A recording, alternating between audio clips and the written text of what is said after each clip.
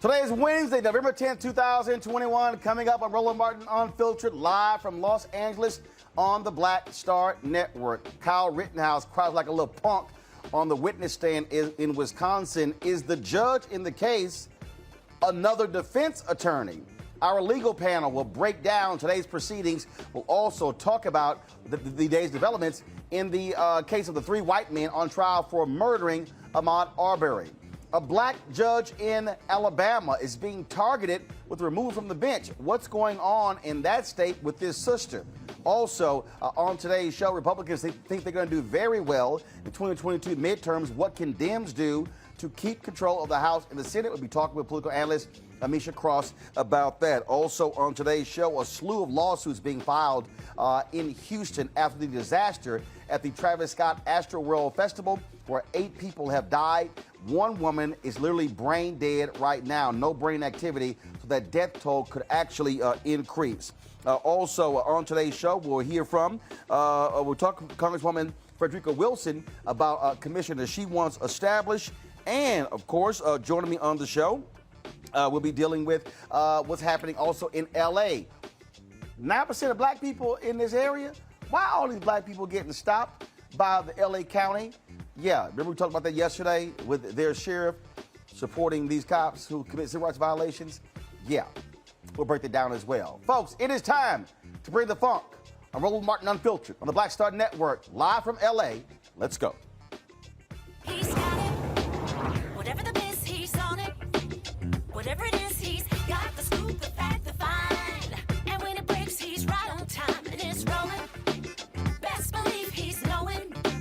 Putting it down from sports to news to politics. With entertainment just for kicks, he's rolling. It's on go, roll, y'all. It's Roland Martin, yeah. Rolling with Roland now. He's funk, he's fresh, he's real, the best, you know he's Roland Martin now.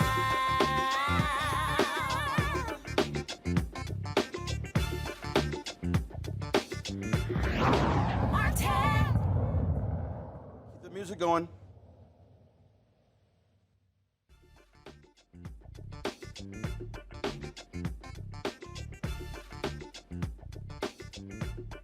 Los Angeles. I'm certainly glad to have you here on today's show. Lots of stuff we want to break down every Wednesday. We've got our legal panel. Of course, A. Scott Bolden, Robert Patillo, Monique Preschler. They are all here. You know they are ready to get this thing going. Let's get right to it. Boy, Kyle Rittenhouse. Let me go first. On the stand Let me today. go first. He was just sitting here. Scott, I'm still talking. Damn it, wait. I ain't even done an intro yet to the story, That's and why your I wanted ass to ready get to here talk. early with you. So, I man, miss he you, was sitting bro. here crying. I'm Stop ready talking, now. Scott. Y'all, mute his mic till I get done. Kyle Rittenhouse going on the stand today, y'all. He's sitting here whining and crying. You got the judge. He's sitting here admonishing the prosecutors. He's acting more like a defense attorney than an impartial judge. And so here's a video, again, of Kyle Rittenhouse on the stand. He is the young white man who killed 2 folks in Kenosha, Wisconsin, AR-15. Of course, he traveled to a neighboring state to so-called secure the city. Watch this. To go in a northerly direction? I wasn't. Describe what happens. Once I take that step back, I look over my shoulder and Mr. Rosenbaum was now running from my right side. And I was cornered from in front of me with Mr. Zeminski. And there were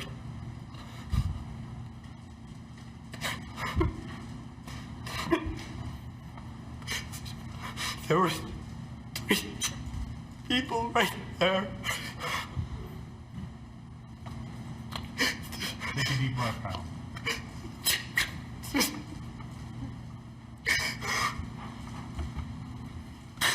That's what I...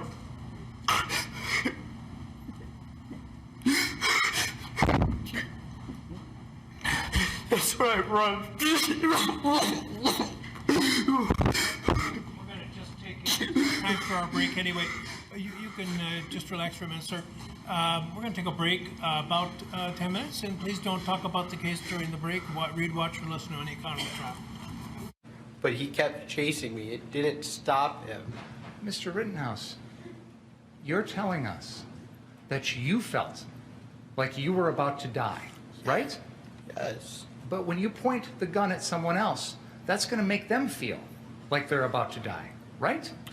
That's what you wanted him to feel. No. You wanted him to get the message from you that if you come any closer, I'm going to kill you. That's why you pointed the gun at him, right? I pointed the gun at him to deter him from... I pointed the gun at him so he would stop chasing me. That's why I pointed the gun at him. Because if you point the gun at him, you were hoping he would stop chasing you because he would get the message from you that if he keeps coming, you're going to kill him, right? I didn't want to have to kill Mr. Rosenbaum. That's not the question I asked. Serving a legitimate purpose. It seems argumentative, Mr. Did that even factor into your mind at that point? Did you even care whether you were going to kill him or not? I didn't want to have to kill anybody. I was being attacked. That's why I shot him. Well, shot at him. You shot at him with the intent of hitting him and killing him, correct? I didn't want to kill anybody. Then why are you shooting at someone with an AR-15 at close range if you don't want to kill him? Because he's attacking me. All right, folks, and so now, if y'all want to see somebody who really, really rehearsed his tears, watch this.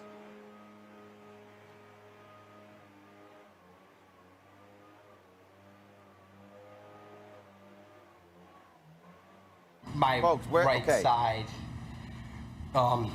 And I was cornered from in front of me with Mr. Zeminski.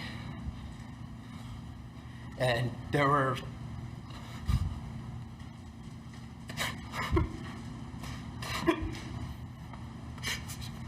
three people right there. Take a deep breath, pal.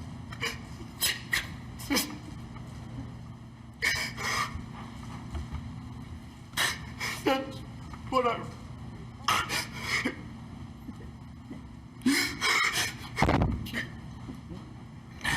That's what I run. We're going to just take time for our break anyway. You can just relax for a minute, sir. We're going to take a break about 10 minutes, and please don't talk about the case during the break. Read, watch, or listen to any kind of trial. But he kept chasing me. It didn't stop him. Mr. Rittenhouse, you're telling us that you felt It was just, oh, I'm just being hurt. Now, the judge in this case, he just went after the prosecutors. Watch this. Why would you think that that made it okay for you, without any advance notice, to bring this matter before the jury? I was astonished when you began your examination by commenting on the defendant's post-arrest silence.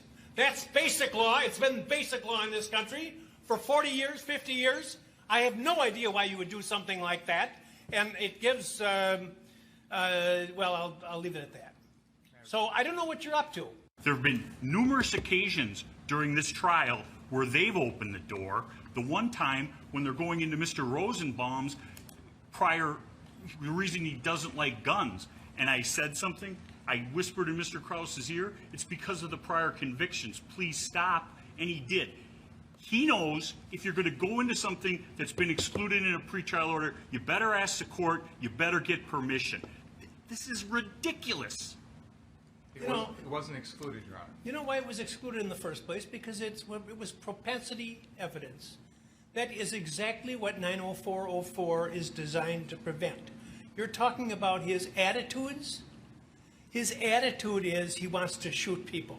Now, I've admitted that kind of evidence in other trials when it's been appropriate.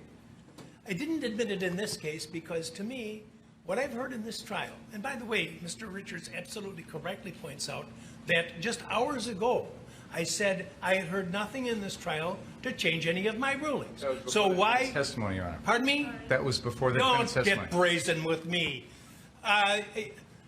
You knew very well. You know very well that an attorney can't go into these types of areas when the judge has already ruled without asking outside the presence of the jury to do so. So don't give me that. That's number one. Number two, this is propensity evidence. I said at the time that I made my ruling, and I'll repeat again now for you, I see no similarity between talking about wishing you had your AR gun, which you don't have, so that you could fire rounds at these thought to be shoplifters, and the incidents in these cases, which are not, there's nothing in your case that suggests the defendant was lying in wait to shoot at somebody or reflecting upon the shooting for a vast amount of time.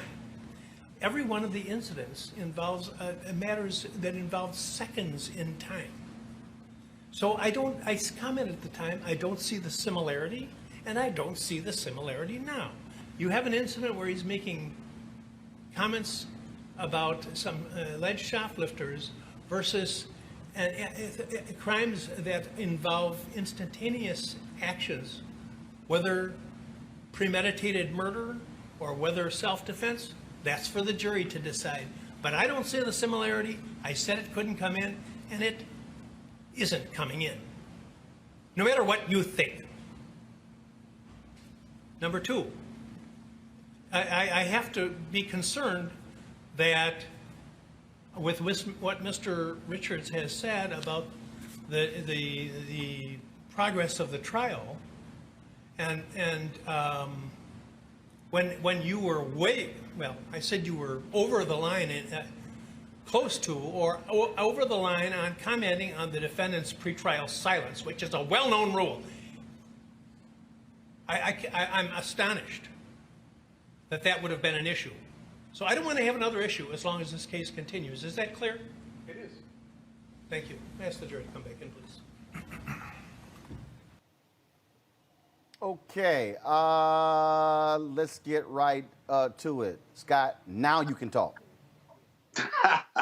Okay, this is going to be a little complicated. Let's unpack it for the judge, okay? So he makes a pretrial ruling, this judge, and he says that the fact that they had this prior videotape or recording of the defendant Why would you say?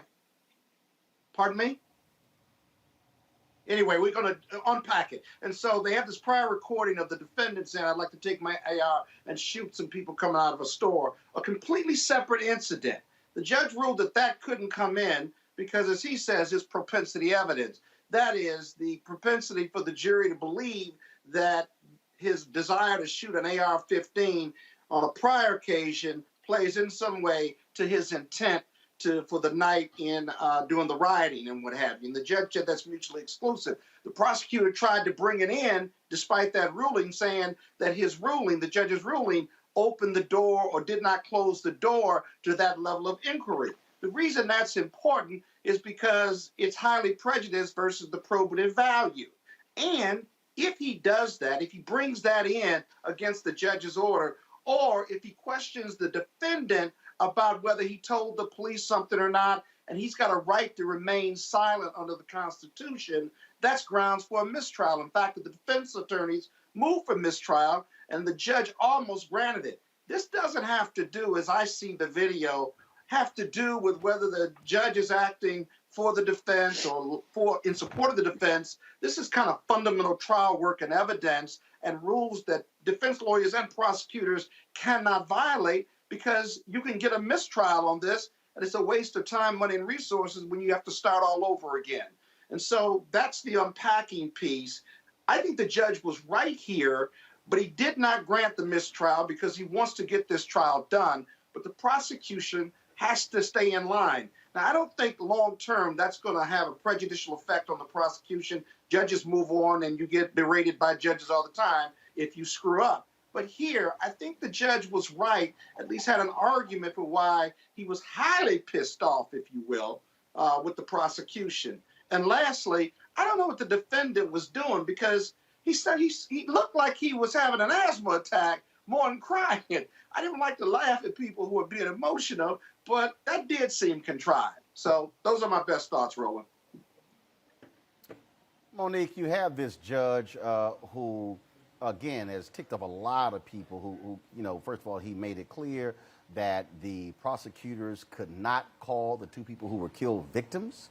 Called them rioters and looters. That's fine as well. There are many who believe that this judge has crossed the line numerous times and acting more as if he's in the corner of Kyle Rittenhouse. Yes, but the people who are saying that are not career criminal defense attorneys. Exactly. And I disagree with some of the things that the judge has done, but in that I think that there were closer calls on victim, rioter, looter, language, things like that, even though the thing that I will add to everything Scott said, which I 100% agree with everything that Scott said, what I will add to it is it can be difficult for lay people to separate a judge's nasty personality with a judge's rulings in applying the law. And this judge runs hot. That's his temperament. Exactly. But he did not run hot. He did not run hot in front of that jury.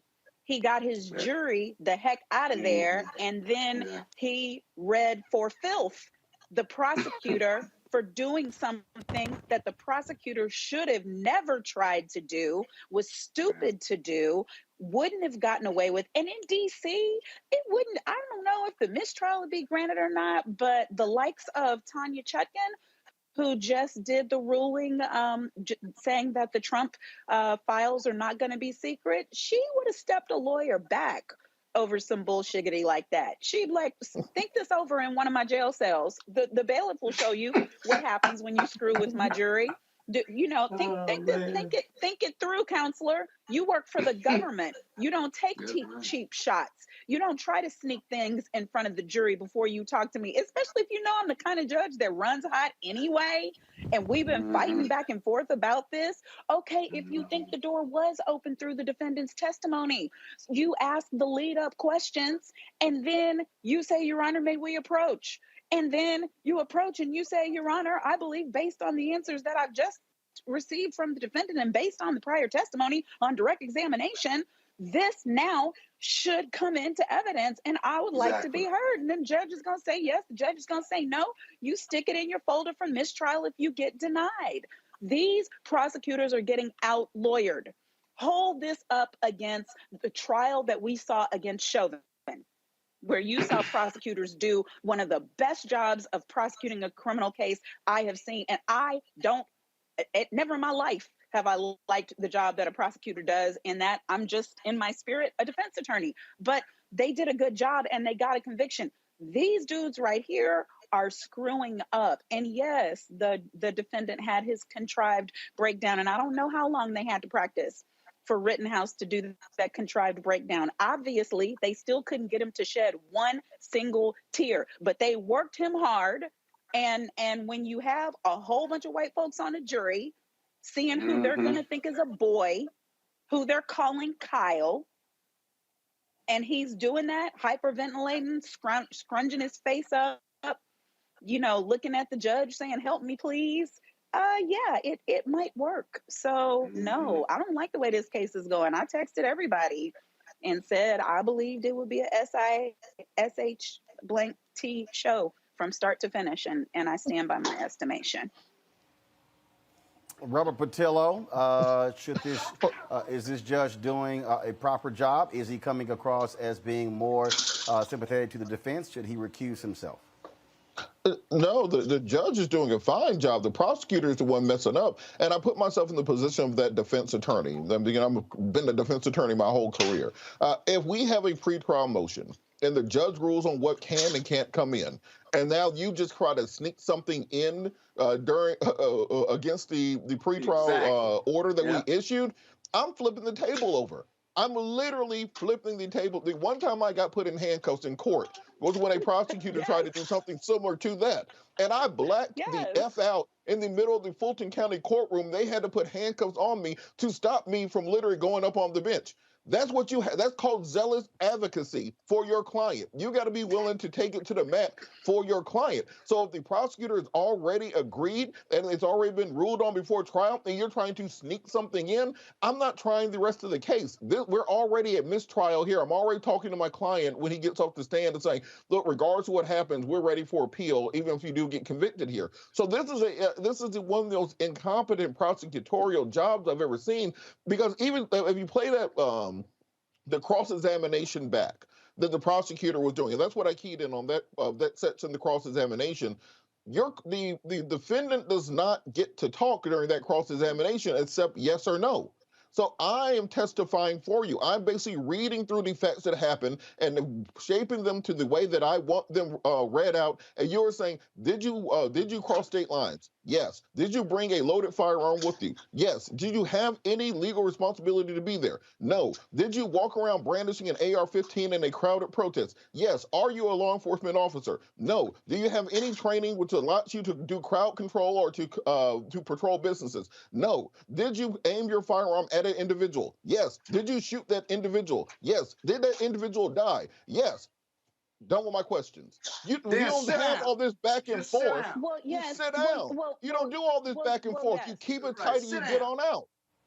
I agree, except for I would Monique, tweak. I would want each Monique, go one of ahead. those- I would want each one of those to be leading, though, Robert. You know, you crossed state lines, you didn't have, Yeah. et cetera. I would switch those up a little bit. But then what they also missed is the dude breaks down on the stand. You have contemporaneous video of him with no tears, skipping my Lou Daisy down the street after shooting people. You're not crying there, are you? I mean, they get in trouble for trying to talk about his emotion and his propensity for wanting to shoot folks, but you have the evidence. Why aren't you playing the video of what he looked like after he shot at the first set of people? Where are the tears? Where's the hyperventilation? Are you calling 911? Are you trying to assist? Are you even running away? Are you saying you're sorry? What in his actions looks like what they contrived on the stand today? No, the prosecution is trash right now. And Monique, Monique, on that point, just real quick, what was his statement immediately after the shooting when he talked to his friend? Did he say, oh my God, these people were trying to kill me. I had to defend my life. I was in a life or death struggle and I had to defend myself. He ain't saying none of that. What did he say? I just killed 2 people. That is what he said. So the prosecution and that his life might be over. And that his life might be over. Exactly. I'm telling you. That was without the lawyers and without being in the courtroom and without the publicity and my ass being locked up. That's the contemporaneous emotion you all are talking about. And that's the rebuttal to the tears. But you have to be fearless to do that as a lawyer. You know, everybody gets caught up in the emotion and say, oh, but leave that crying witness alone. No, you can really, matter of factly say, okay, you're crying. Let's put the video up, though. Within seconds and minutes of shooting those individuals, you did this, didn't you? Point to the video. You told them you killed 2 people, right? You didn't say you were sorry or anything else. Water. I will pour the water for you. I will pour the water for you because you need a drink. I will give you your Kleenex. We will wait for however long it takes. I will give you a hug. And then we're going to talk about this video because you're a murderer. Right. You don't run from that crying witness. You run to that crying witness, right? Yes. You show the jury that I'm good with his tears, but I got something else for you. This is when he wasn't crying. This is when he wasn't crying. You see? Yeah. Last point for me. When you were leaving the scene after killing 2 people and shooting a 3rd, you approached officers, correct? Yes. And when the officers told you to leave, did you tell them, there is a group of people trying to murder me and I had to protect my life? You should go investigate. Or did you go home and go to sleep? Or come with me. Come with me to catch them. Because there's a gang after me. There's an angry mob trying to kill me. I'm going to head on home with my mom. Well, that makes no sense, and the prosecution is not keying in on that. This is like that is your when you have the defendant on the stand. If this rarely happens that you get the defendant testifying his own defense, this is your opportunity to shine. This is your chance to moonwalk all the way around the courtroom. You're supposed to look like James Brown in there. I mean, just tearing him down piece by piece. And this the prosecutor, like he just got out of Mickey Mouse Law School. I'm not quite sure. Well, go ahead, Scott. Here's the problem, though. Okay, and you see this. I see this all over the country because prosecutors don't have as much experience cross-examining witnesses the way defense attorneys do, because very seldom are defendants put on the stand. They have to put their defendant on the stand because they need his testimony. They can't get it from anywhere else, and there are a lot of risks associated with that vis-a-vis cross-examination.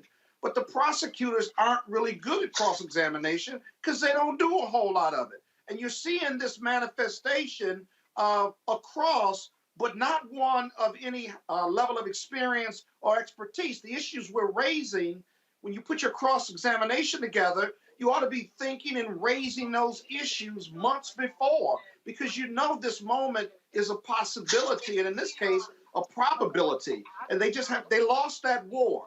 The whole case is about this guy, this defendant, and he took the stand. This is the moment. You have to win that moment. Now, you might still win the case, maybe, but there's a lot of self-defense, powerful self-defense evidence that came in through the defendant. And I got to tell you, many of the other witnesses, we haven't talked about those, Roland, the other witnesses who were the victims, the victim that survived, and some of the other people who observed all this, they either gave conflicting testimony or they gave testimony that really helped both sides. That's the real killer issue, because the jury is going to have to sort through that, and reasonable doubt, if you've got a reason to doubt it, that's reasonable doubt. And the defense and the witnesses for the prosecution have given a lot of reasonable doubt or evidence that's going to make the jury struggle. If the jury struggles, they're going to come up with a defense verdict and a not guilty verdict. So the prosecution has to rally. They've got some time, but you don't know how many defense witnesses there are going to be. There may not be any more after that. And then you've got to put on a closing argument like you've never done before to convince the jury to choose your story and not the defense story in this case. We'll see. And Scott, just kind of touching on that previous witness. All right. Well, just last point, Roland. No, Robert, go ahead. Final comment. Touching on that previous witness, the individual who was shot and survived, as the prosecutor, you have to protect your witness. You got to object. You got to break that cycle. You can't just let him get up there and get turned into circles. And you make sure you prep him to say, yes, I had my gun as I was approaching Mr. Rittenhouse because he had an AR-15 and was walking around stalking people out trying to defend the rest of the crowd. They just let that entire opportunity go, and now conservative media is running around saying, see, told you it's justified. So the level of incompetence is hard to even understand, and the magnitude of this failure, if he does get acquitted, lies directly on the state. Yeah, you gotta prep that witness to fight the defense cross. Scott, which part of final comment don't you get? Oh, I didn't hear that final. I thought you were going to go back around. I said, Robert, final comment on this topic. God, I miss you, Roland. You miss me? I miss you. Going to a break, folks. Stop talking.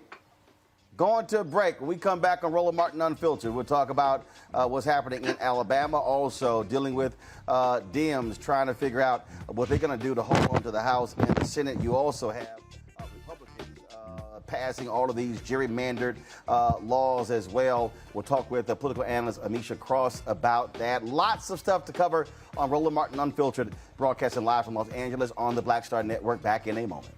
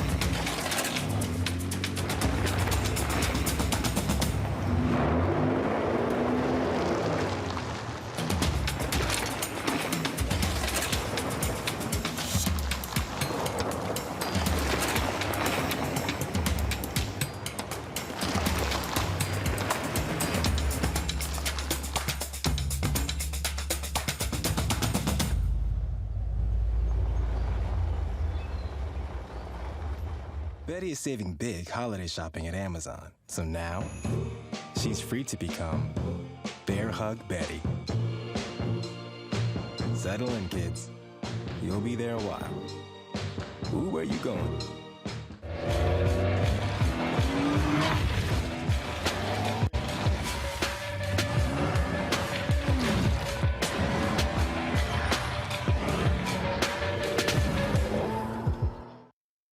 Hey, what's up, everybody? It's Godfrey, the funniest dude on the planet. Hey, I'm Taj. I'm Coco. And I'm Lily. And we're SWV. What's up, y'all? It's Ryan Destiny, and you're watching Roland Martin Unfiltered.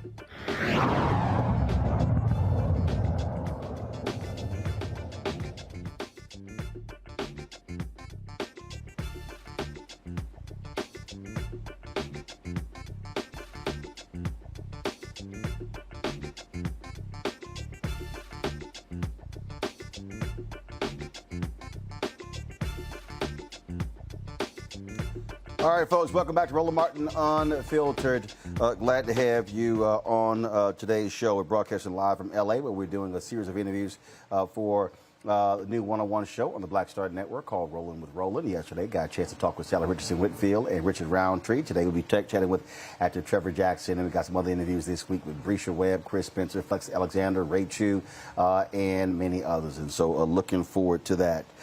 Folks, on Monday, President Joe Biden plans on signing his $1.2 trillion infrastructure bill.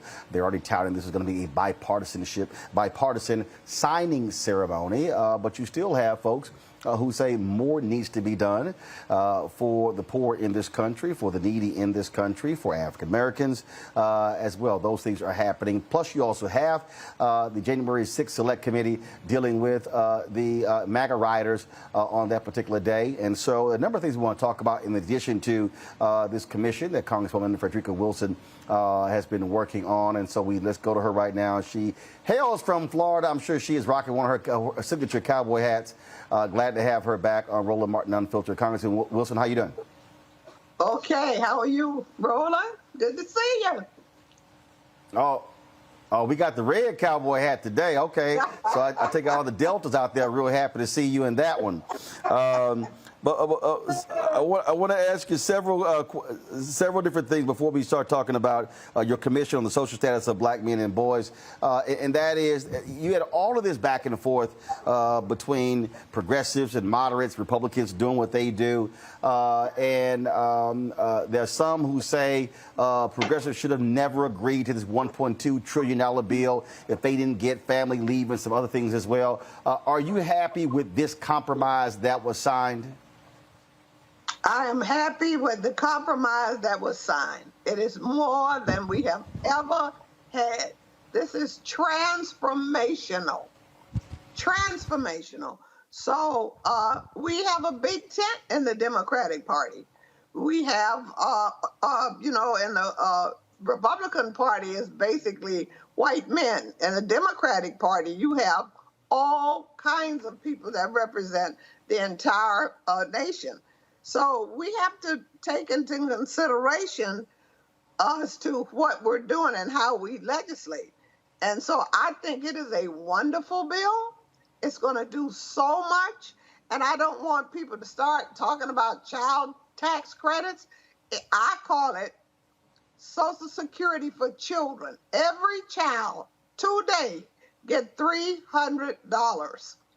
If you're under 17, if you're under 6, you get $350 a month.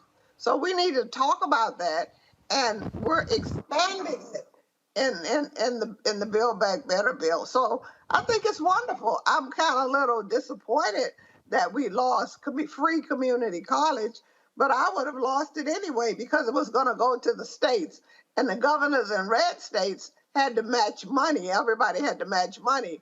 California and New York already has free college, and all of our red states, they weren't going to match any money for free community college. So we'll catch that on another run. But I am elated and excited to pass that bill. Yes, I am. Homelessness, housing, you name it, it's in the bill. So it's a lot of stuff that's in the bill, but Democrats have, let's be honest, have been failures at explaining what's in the bill. When you look at these people around the country who say they're concerned about education, but said nothing about the billions of dollars the Democrats have passed to reopen schools for COVID, things along those lines. We talk about Republicans are running around calling this bill communism as well. Yet, Senator Mitch McConnell has talked about that this bill is going to be a godsend for his state of Kentucky. What advice do you have for your party in terms of how they should be selling this bill to the American public and not allow the right to define the bill in their terms? Well, Roland, each member of Congress has been given a package of how they should sell this. And we know that in the infrastructure bill, there's $40 billion for bridges, $39 billion for transit, $65 billion for broadband. And you have to explain what broadband is. Broadband is the internet. There's so many rural communities in Alabama, Mississippi, and West Virginia that do not have broadband. So that's internet, the free internet that will be available, access to internet, and $73 billion for clean energy. So all of these things are in the transportation bill that we passed. When we go to our soft infrastructure bill, the Build Back Better, just think about it. Can you imagine universal pre-K for little children to go into kindergarten already reading, being exposed to so much curriculum that they've never been exposed to, and learning a vocabulary and rich vocabulary. And when they get to kindergarten, they're just right on par. And then they go to first grade, they're right on par. This has never happened. We just tout what we have. This is a great bill for Black people, for Black children, and HBCUs will get record funding that they never got before. Workforce will get record funding that they've never gotten before. This is a time for celebration. It's not a time for criticism. This is a time for celebration in the Black community. Also, it's that $55 billion for drinking water. This is the infrastructure bill. Now, that's the one that we have passed, and we're going to go selling that around the country. Let's talk about this commission that you have been working on for a very long time, and that is the Commission on the Social Status of Black Men and Boys. That was passed and created on Tuesday. You work with Senator Marco Rubio to get this done. So exactly what is this commission going to do, and exactly how is it going to help African-American boys? Well, we're going to develop policy solutions to help create an environment that will enable Black males to achieve their full potential. Black men and boys grow up in the same community with white boys, but there's a very different outcome as adults, and we're going to try to understand why. We know that racism and social injustices create heavy mental and emotional burdens for Black men and boys, and they experience so much arrest, imprisonment, and chronic unemployment. So there are 6 members of the Congressional Black Caucus on this commission, and Reverend Al Sharpton is the secretary of the commission. They voted me to be chair of the commission. We're going to visit a federal prison, and I'm going to ask you to be on our advisory committee as we delve into this. This is historical. No one in the whole time that we have been in prison, in our Congress, has ever put forth any energy or effort to study and help Black men and boys. Who built the Capitol? black men built the Capitol that we walk into every day. And when they were building the Capitol, remember now, they didn't have cranes and the kind of equipment we have now. So they became human ladders and stepped up on each other's shoulders. And they fell. They fell to their deaths. And when they fell to their deaths, they just dug a common grave and buried them. And then the next morning, they went and brought a whole new group of slaves. So every day that we walk into the Capitol, drive into the Capitol, that's really hallowed ground. So it's time. We always talk about the year of the woman, the year of the girls. So this is going to be the year of the black boys and men. 2022. All right, Congresswoman Frederica Whitfield, it's always a pleasure to have you on the show. Congratulations on the establishment of this. And we certainly hope that what comes out of this are very specific policies, funds, and things along those lines that are going to impact young black boys as well. So we're looking forward to seeing that as well. Thank you. Thank you, Rona. Love you. I appreciate it. Thanks a lot. I'll see you soon. All right, folks, going to go to a break. We come back. We're going to chat with analyst Amisha Cross about what is next for Democrats. How can they message properly? How can they explain to America what they are doing and leading? And can they maintain their power in the nation's capital, but also on the state level as well? That is next on Roland Martin Unfiltered, broadcasting live from Los Angeles right here on the Black Star Network. Don't forget to download the app. It's on all platforms, folks. Spread the word. Our goal is to have 50,000 downloads by the end of the year. So just simply go to, it's on all platforms, Apple phone, Android phone. It's on Android TV, Apple TV, Roku, Amazon Fire TV, Xbox Smart TV as well. And of course, if you want to support our Bring the Funk fan club, where every dollar you give goes to support this show, you can do so by contributing to Cash App. It's $RM Unfiltered. PayPal is R Martin Unfiltered. Venmo is RM Unfiltered. Zelle is Roland at RolandSMartin.com. Roland at RolandMartinUnfiltered.com. And so, we want your support in terms of what we're doing. We've got some fantastic shows that we are developing. Cannot wait to begin to unveil those. We're working on those as we speak. And so we got a lot of things going. So let's actually make it happen. All right? I'll be back in a moment.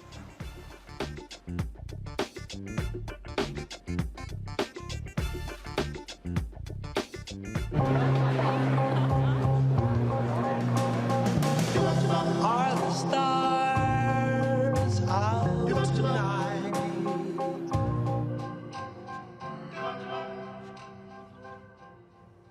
Alexa, play our favorite song again. Okay.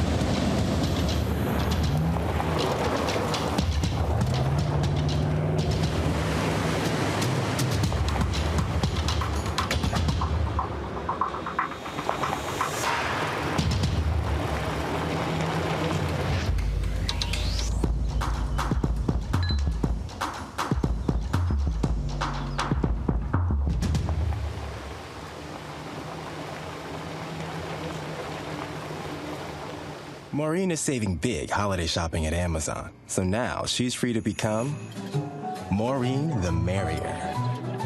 Food is her love language, and she really loves her grandson.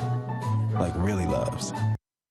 Everybody, it's your man, Fred Hammond. Hi, my name is Brescia Webb, and you're watching Roland Martin Unfiltered. Ow. Well, I like a nice filter usually, but we can be unfiltered.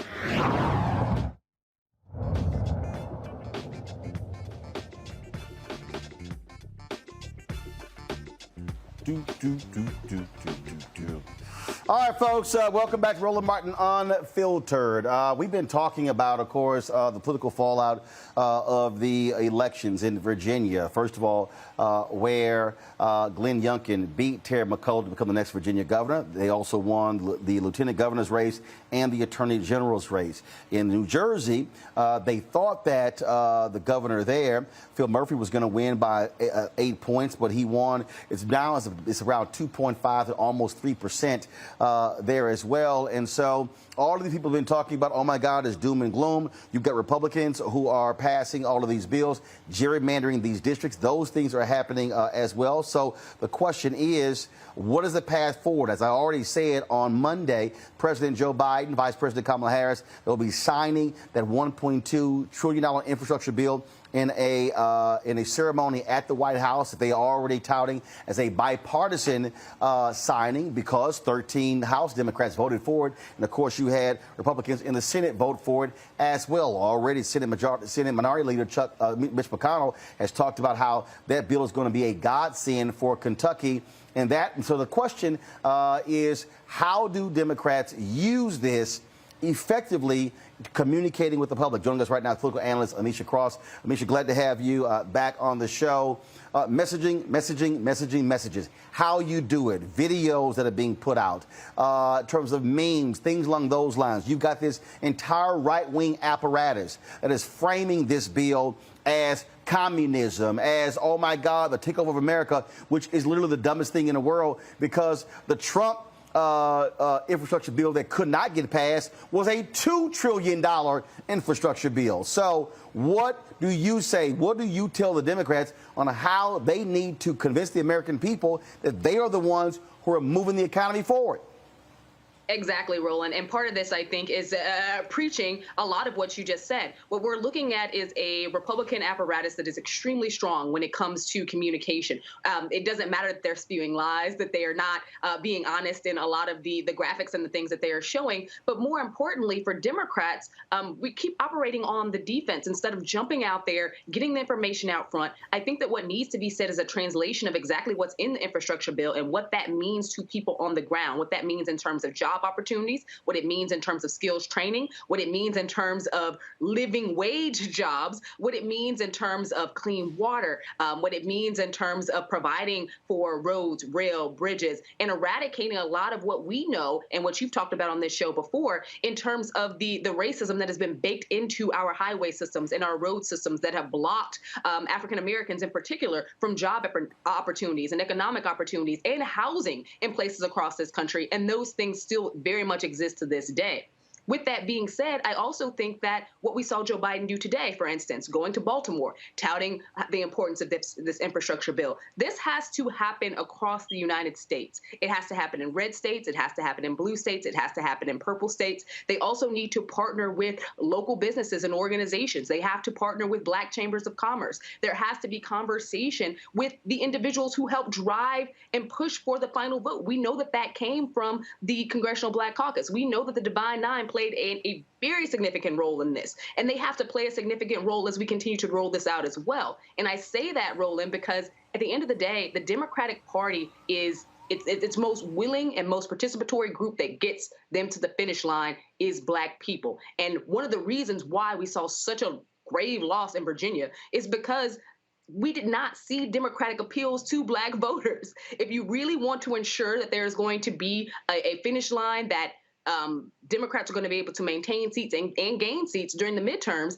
then they're going to have to make sure that they are responsive to the Black community and the Black voters. And I think there's a lot within this infrastructure bill that will be signed into law that is going to directly affect the Black community in a positive way. We're just going to have to wait and see if the Democratic Party and the White House can actually get their communication strategy together to actively and effectively be able to communicate that. Well, Ben, I'll give you a perfect example. I think about President Barack Obama and his stimulus plan. They built a number of things in Elkhart, Indiana. The Republicans won that, and the Democrats did not go in saying, hey, Elkhart, we built this. This is like basic fundamentals. You stamp your name on everything. All of the things that Democrats criticized Trump about, look, all that dude cared about was attention. He cared about getting all the credit. Guess what? From a marketing standpoint, that's what you're supposed to do. You have to sell it. You have to brand it. If you're Biden-Harris, you stamp your name on everything. You let the public know this stuff would not have gotten done if Democrats did not push it. That's how you win the messaging game. Absolutely. Right now, there is a settlement in Israel that has Trump's name on it that he had absolutely nothing to do with. But he utilized that to be able to tell Jewish people, hey, the Republican Party, the Trump administration is here for you. I think that what we have to recognize, and what the Democratic Party has to recognize more particularly, is that you can't keep touting this bipartisan. You pull people along by their teeth to ensure that you would get some of those votes. But at the end of the day, Democrats were the ones who designed this. Democrats need to go into the states across this country, again, whether they're red states, blue states, whatever, because this infrastructure bill that is going to be law is going to help Americans. It doesn't matter whether those Americans voted for Joe Biden or they did not. This is going to help Americans writ large, and they're going to have to sell it, and they're going to have to remind people of it, and they're going to have to put their stamp on it. They're going to have to be everywhere and consistently talk about this. Every single week was infrastructure week, and we never saw an infrastructure bill. We never saw an infrastructure law get passed while former President Trump was in office. But he talked about it every single week. We finally have something when it comes to infrastructure that the American people have been fighting for the past 4 decades. And it's going to be up to the Biden administration and his acolytes to get out in the streets and have this conversation and ensure that people know what's going on, ensure that his name is on everything, and that these conversations are happening so that people will not forget. It is imperative because the midterm elections are next November. At the end of the day, we all know that Americans have very short memories. It is what it is. You're going to have to keep pressing this as much as possible. Job gains, what that means for states, get out there, have those conversations, be full frontal, because if Republicans were doing it right now, they would take the credit and they would be running with it and running circles around anyone else. Scott. Hey, Amisha, good seeing you again. You know, one of the things that makes the Republicans so powerful in their marketing and branding is they've got a television station called Fox News that's just dedicated to it. And it makes it easier for them to do that. And I know there's some progressive left news stations or cable stations, but none that are so profoundly over the top for Democrats that are unabashed about marketing and branding Democratic initiatives. How do the Democrats rebut that new Fox News channel when they're doing the marketing and branding and the wins that the Fox News channel won't get them for? They'll couch it as a Republican win, if you will. But what more do the Democrats need to do? Because that's a publicity machine for Republicans and Trump that just never stops giving. You're absolutely right. Fox is literally an arm of the RNC and the Republican Party. That's not news, and that's what they operate as. There is not that equivalent on the liberal side at all. And I think that, as you said, that makes things very difficult. But there are some avenues where Democrats can really make inroads. We saw a lot of those movements with. We saw a lot of those movements across social media. I think that it's still very impactful to have those conversations. But Democrats need to do it where it is not said in these politically analytical conversations. I think that part of the Democrats' issue with messaging is that they talk to the Ivy Leaguers. That is their general audience when they're designing their messaging. And that really, really hurts them because the average American, you know, be it as it may, newspapers are written on the 7th grade level. The average American is down to the 3rd grade level. Yeah. They're going to read things in small sound bites. 4th grade. And it has to be illustrated. Yeah. Yeah, no, I appreciate it. I agree with you. I don't think Democrats honestly figured that point out yet. And that was one of the problems with getting people on board with the infrastructure package to begin with. It was not written in the speak where people understood how it would actually help them. And I think that that's one of the things that we really have to do. We have to see it in local newspapers. We have to see it in local radio. We have to see it on local news. There has to be conversations within these community groups. We talked about the affinity groups. There has to be people like the National Urban League and the urban leagues at the local level. There has to be those organizations that are also carrying this conversation out in the community. We've seen clergy members do it as well. This has to be a multilateral partnership between the administration as well as those on the state and local level who are going to be trusted messengers throughout the community. That's the only way you're able to combat a cycle that's 24/7 like Fox News happens to be. That's right. You know, Amisha, I also all right, think then. Amisha, may I ask another question, Roland? Go ahead. I'll be quiet. I also think the Democrats, with these two separate bills, it was just very confusing at the fourth grade level. What was in each bill, what the House was doing versus the Senate, and that's complicated to break down at the fourth grade level. And so I think that was another issue that was misleading and confusing about this great work they did on the infrastructure bill.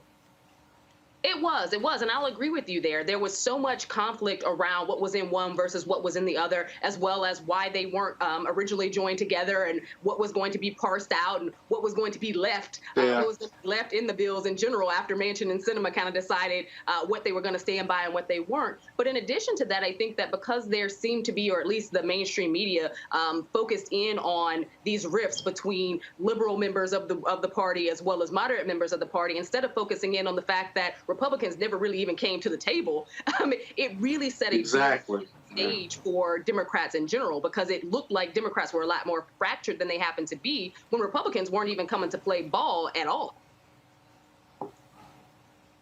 Well, again, that's what happens when you allow the process story to dominate. Amisha Cross, we surely appreciate it. Thanks so much. Thank you. All right, folks, we come back. Some breaking news. There's a settlement in the Flint water crisis. We'll tell you about it and how much we're talking. It's hundreds of millions of dollars. That is next right here on Roland Martin Unfiltered, broadcasted live from Los Angeles on the Black Star Network.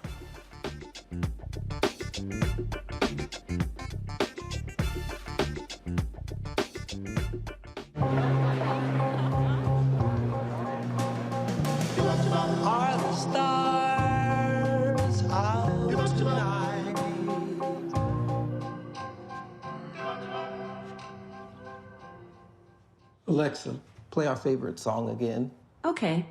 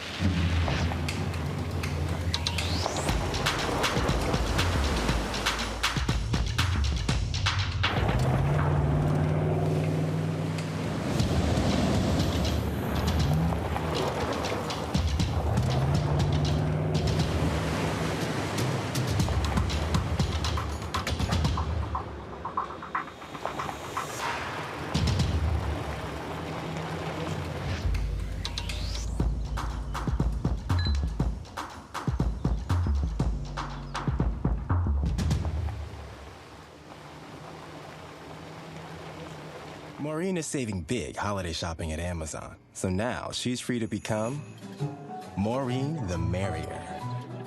Food is her love language, and she really loves her grandson. Like, really loves. Hi, I'm BB Winans. Hey, I'm Donnie Simpson. What's up? I'm Lance Gross, and you're watching Roland Martin Unfiltered.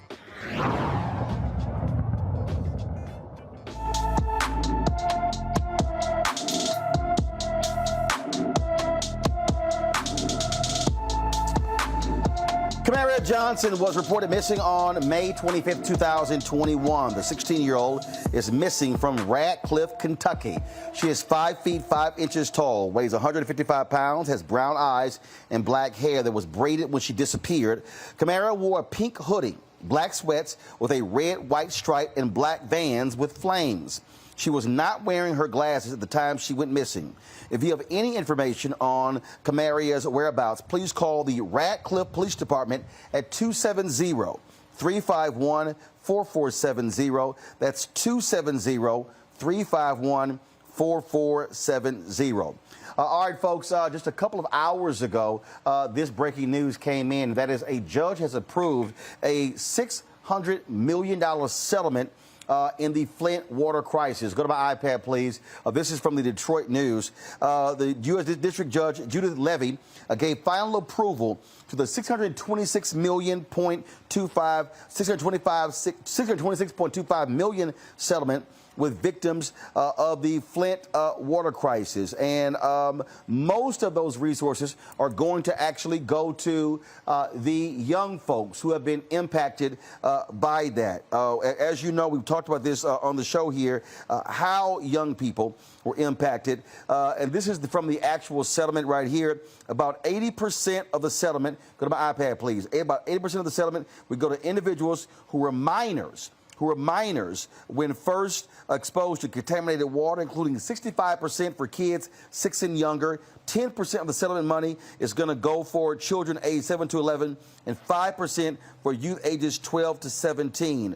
All of the minors will get a share of the settlement. Some will get a greater amount depending on the extent of their injuries. And so that's what's happening in their case. Again, $626.25 million settlement in the Flint water crisis. And so hopefully, and again, we're talking about that's going to go on for quite some time. Now, here's also from the rest of the deal. Of the remaining roughly 20% of the settlement, 15%, go to my iPad, 15% will go to adults with injuries sustained in the crisis, 3% for adults with property damage, 0.5% for economic losses to businesses, and 2% for special education services. About $35 million will be set aside in a trust fund for, quote, forgotten children, those in foster care or others who may not have an opportunity to apply for compensation. Those individuals can apply for compensation from the fund when they reach the age of 19. And so that breaking news out of the state of Michigan. And so we're certainly glad to hear that. Let's talk about, folks, the case of Julius Jones in Oklahoma. Folks, he sits 8 days away from being put to death. Now, here's what's interesting. The Pardon and Paroles Board, on 2 separate occasions, they have actually said he should be of a commuted sentence, okay? He should not be put to death.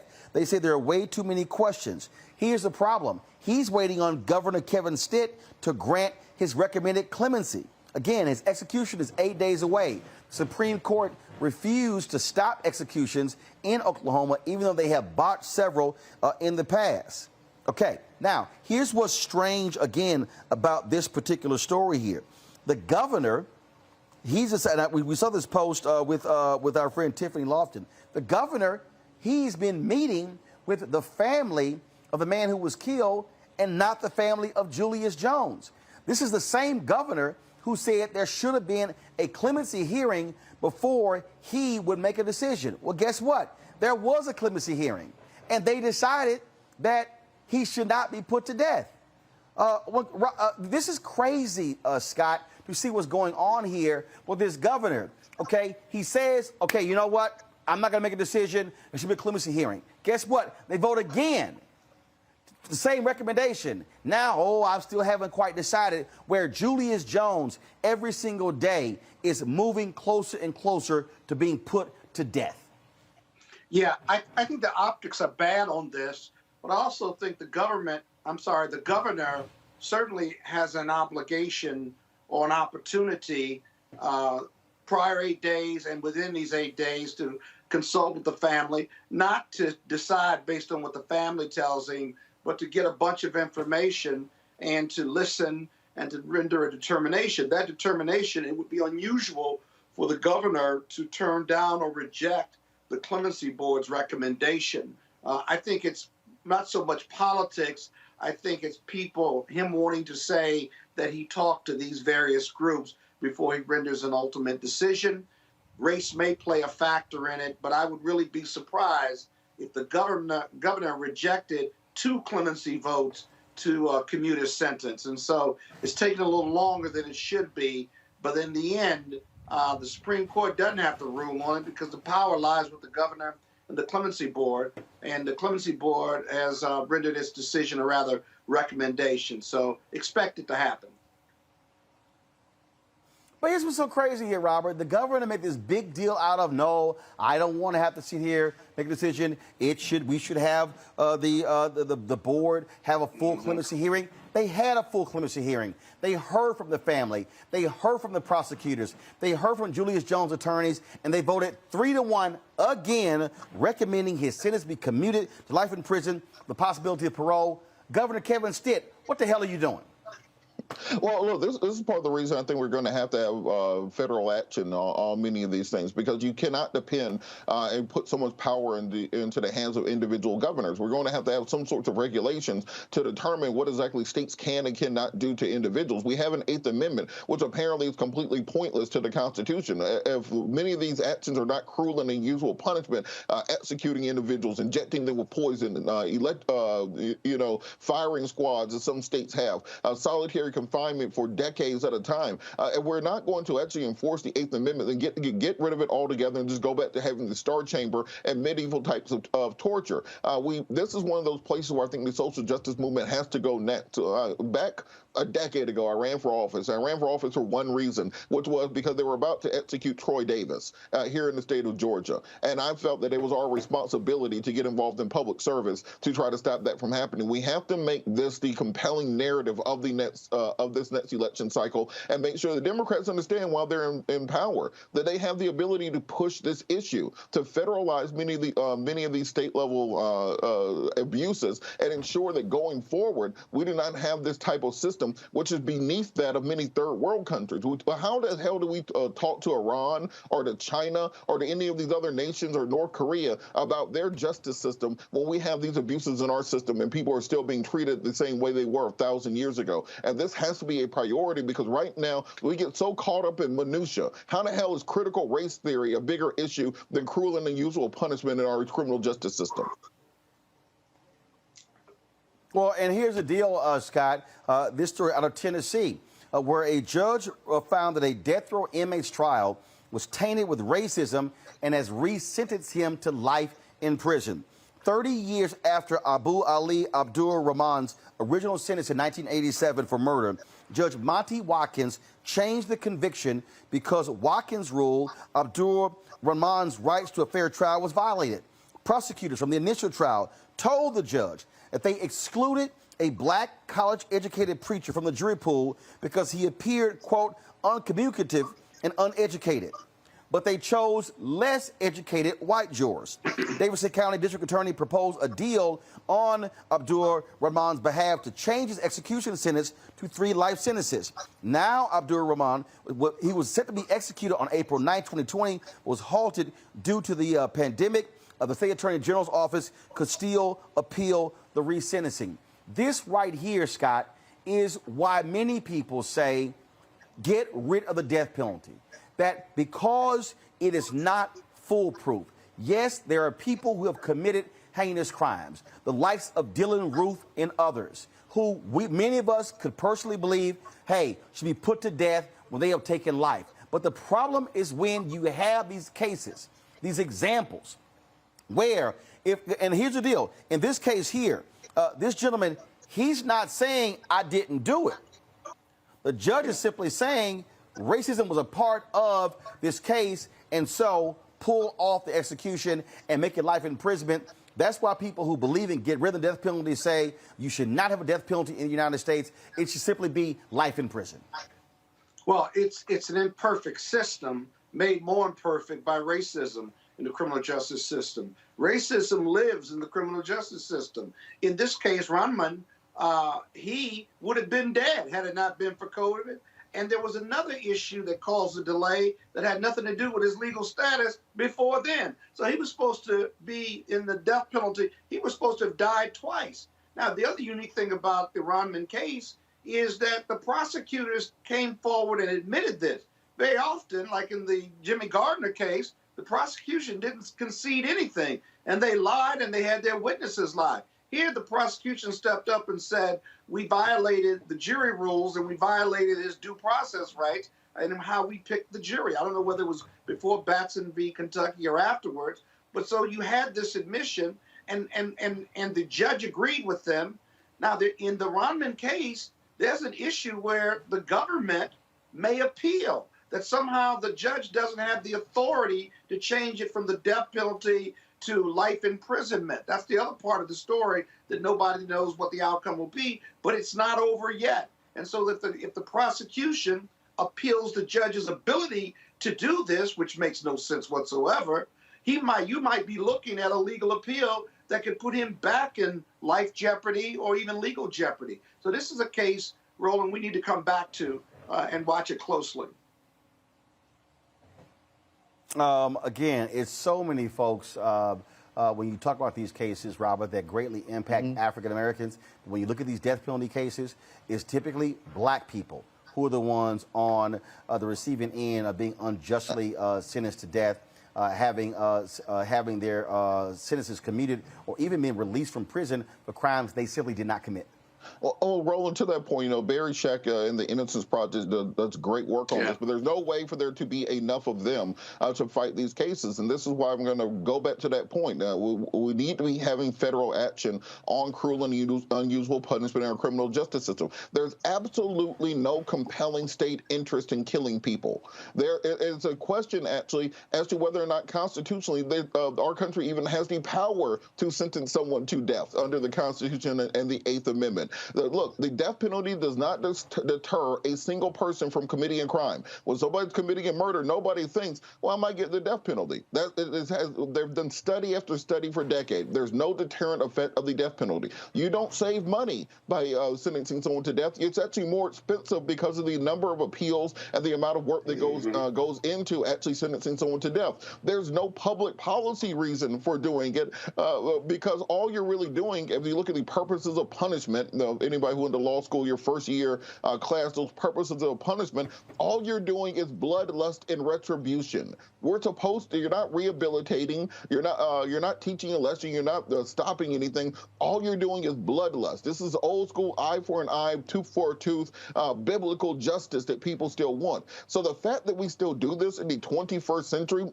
there's a spaceship getting ready to take off later on tonight to take some space astronauts to the space station. You cannot have a spaceship going to outer space and still be killing people in the same country. We got to revise this, and we have to get this on the political agenda. There's no reason that Ted Cruz will be tweeting about Elmo and Big Bird, and we're not taking the killing of individuals by the state as a larger issue. Yeah. Not perfect. Folks, let's talk about the cop who, of course, fired the fatal shot that killed Breonna Taylor. He wants his job back. Miles Cosgrove made his initial appearance before the Louisville Metro Police Merit Board. Next month, during a 5-day hearing, he will try to convince the panel why she should be reinstated to the force. The board will make a decision on January 5th, 2022, exactly 1 year from the day Cosgrove was fired from the police department. It was Taylor, a black EMT who was asleep in bed with her boyfriend, Kenneth Walker, on March 13, 2020, when 3 undercover Louisville cops burst into her home firing weapons. And so we will see what happens with that story. Also, folks, Vice President Kamala Harris, she has been meeting in France with the president of France as well as other officials on a tour there with one of our allies. This is a video that the White House actually put out.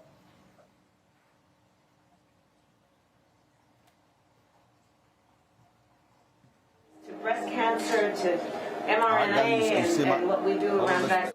See my iPad. Let's simply restart it, please. Here we go. Some of the most significant discoveries in science on any issue, from rabies to HIV/AIDS to breast cancer to mRNA and what we do around vaccines and pandemics have occurred here in collaboration with French scientists, American scientists, scientists around the world coming together. Some of the most significant discoveries in science. All right, folks, and so we will have more of her visit to France, a meeting with French officials on tomorrow's show. Got to go to a break. We come back. More on Roland Martin Unfiltered right here, broadcasting live from Los Angeles on the Black Star Network.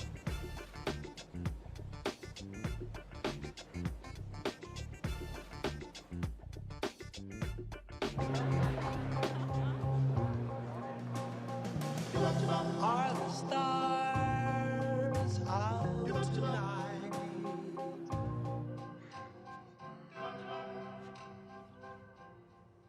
Alexa, play our favorite song again. Okay.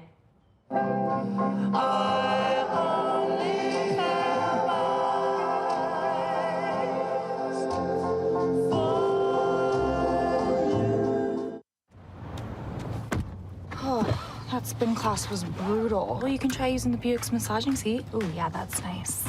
Can I use Apple CarPlay to put some music on? Sure. It's wireless. Pick something we all like. Okay, hold on. What's your Buick's Wi-Fi password? Buick Envision 2021. Oh, you should pick something stronger. That's really predictable. That's a really tight spot. Don't worry. I used to hate parallel parking. Me too. Hey. Really outdid yourself. Yes, we did. The all-new Buick Envision, an SUV built around you. All of you. Once upon a time, there lived a princess with really long hair who was waiting for a prince to come save her. But really, who has time for that? Let's go. Feeling myself. I'm feeling She ordered herself a ladder with Prime one-day delivery, and she was out of there. I want some hood girls looking back at it and a good girl in my tax bracket. Now, her hairdressing empire is killing it. And the prince, well, who cares? Prime changes everything. I'm Chrisette Michelle. Hi, I'm Chaley Rose, and you're watching Roland Martin Unfiltered.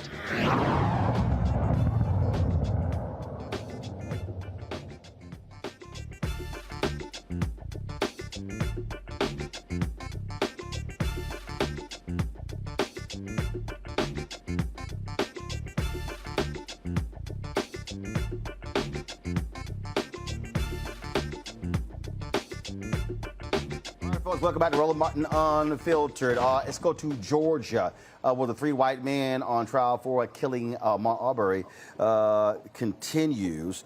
The man who called police to report Arbery inside a house under construction testified today, and he gave jurors a new perspective of what happened moments before Arbery was chased down by these three white men. Watch this. February 23rd, has been to the house multiple times. And that's what I said on the call, but it might have been the heat of the moment. And, you know, I can't say who it was, that guy, or just someone that looks like it's what I probably meant to say. Okay, so you didn't know who that male was standing in the yard when you looked down Jones? No. But to you, he looked like the guy you had seen in the video. Right. And you knew that this guy who you saw in the video had actually been to the house not just that one time, but a bunch of times. Right. Again, you didn't know if it was the same guy, but it was enough to pique your interest to walk down Jones. Yes, sir. Okay. In fact, you tell the Glenn County non-emergency number he's been caught on the camera a bunch before at night. That's what you said in the call we just heard. That's what I said, yeah. Okay. It's kind of an ongoing thing out here. It had been. From that guy. Or at least the guy I can't say it was that guy, just somebody that fit that description. Okay. So you felt like this guy had been there before, you saw a video of it, and he's here again. Or at least you suspected he's here again. I suppose. Okay. And that's what you told the police? Yeah. He came down Jones and then went down Satilla. Right. Is that the same way that Mr. Arbery had run? Yes. What'd you find? I saw a police car, saw Mr. Arbery laying on the street. I saw Miss Greg and Travis there. What did you do? I stopped and went home. As you know, it's kind of a shocking scene, you know. And did you ride your bicycle back home? I did.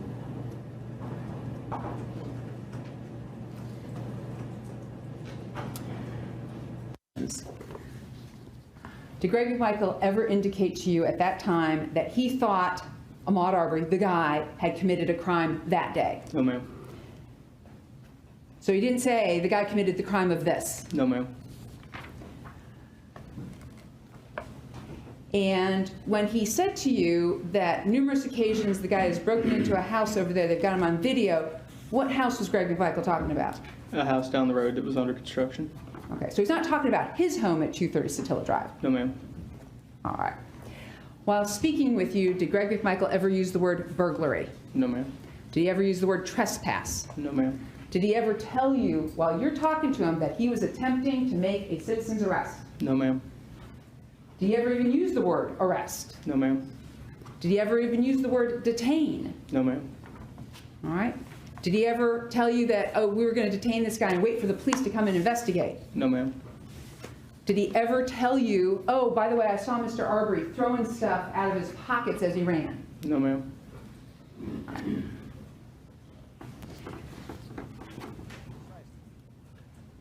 All right, at this point, you've pivoted away. Do you spend some more time at the scene? A little bit, yes. All right. And what did you do then for the rest of the day? Did you stay at that scene or did you leave that scene? No, ma'am. Once our investigative division. What's his name? The one who owns this house. Now, when you say the one who owns this house, what house are you referring to? The house that was under construction a few doors down from his home. Okay. And what was his answer to you? I have no idea.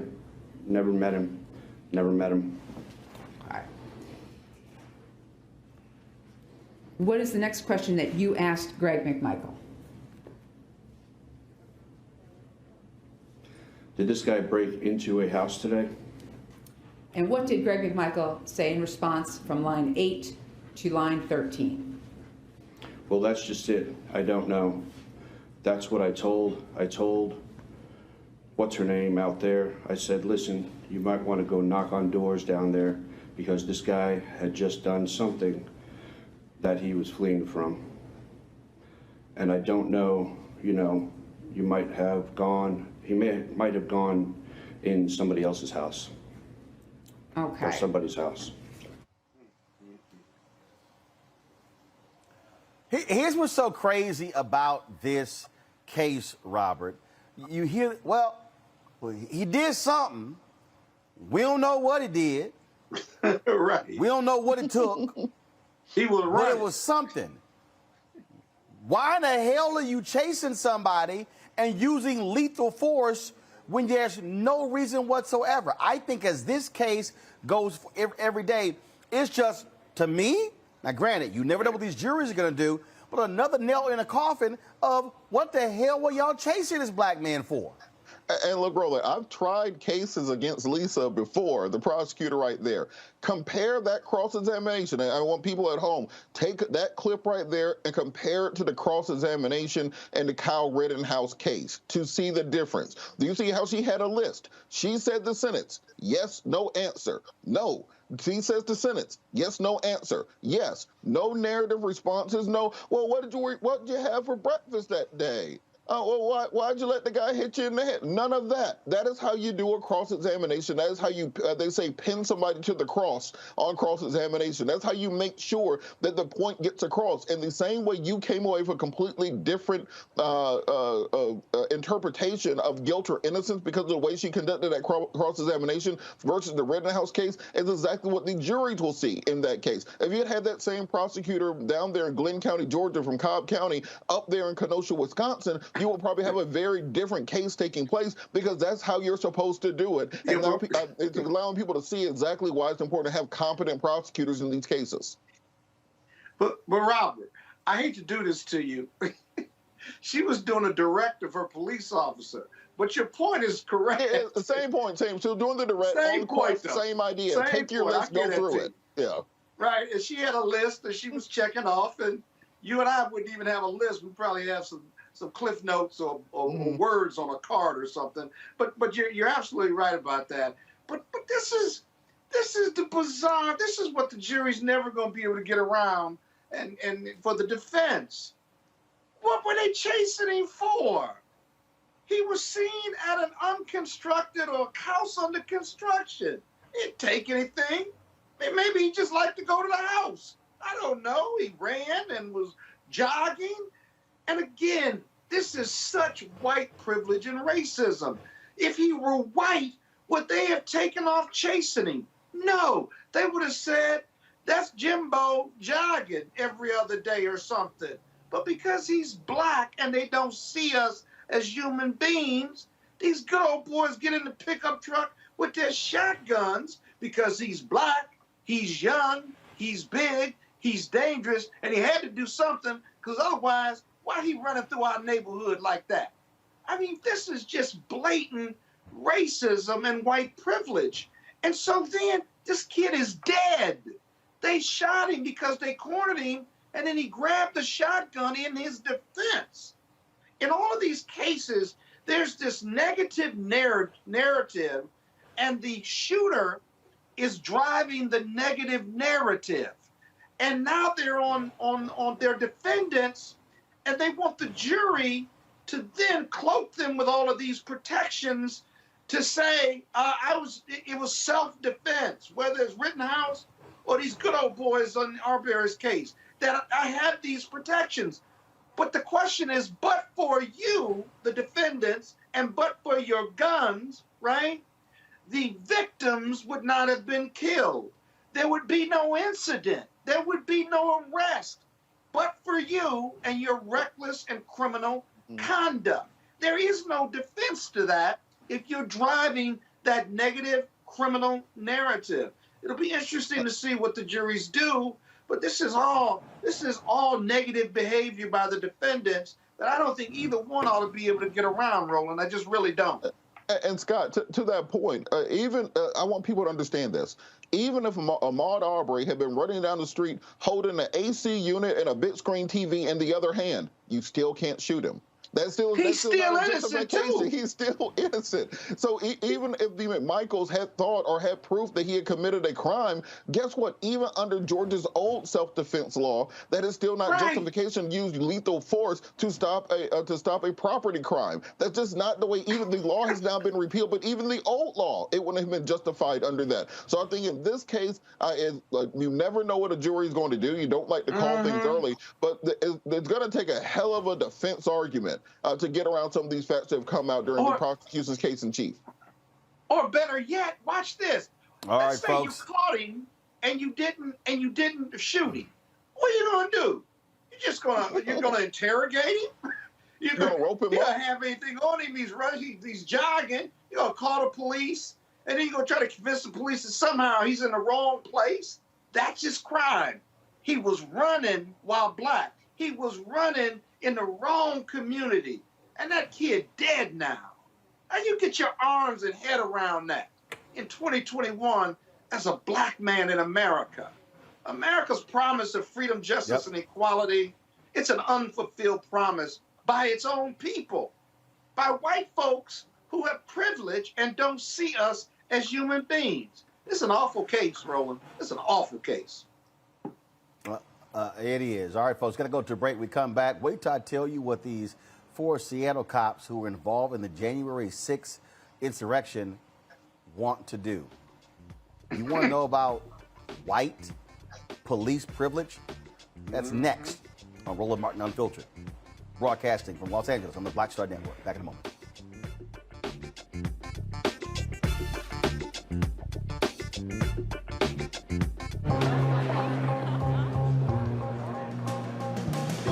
Are the stars out tonight?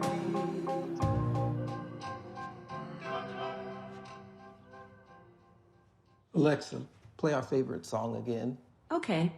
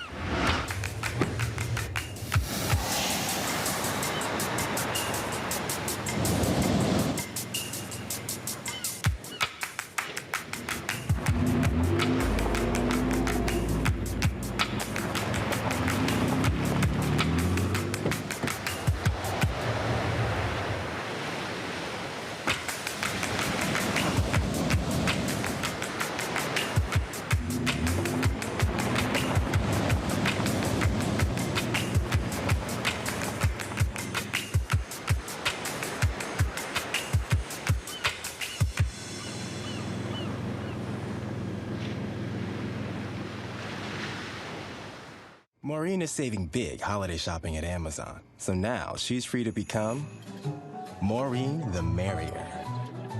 Food is her love language. And she really loves her grandson. Like, really loves. I'm Bill Duke. This is Diala Riddle, and you're watching Roland Martin, Unfiltered. Stay woke.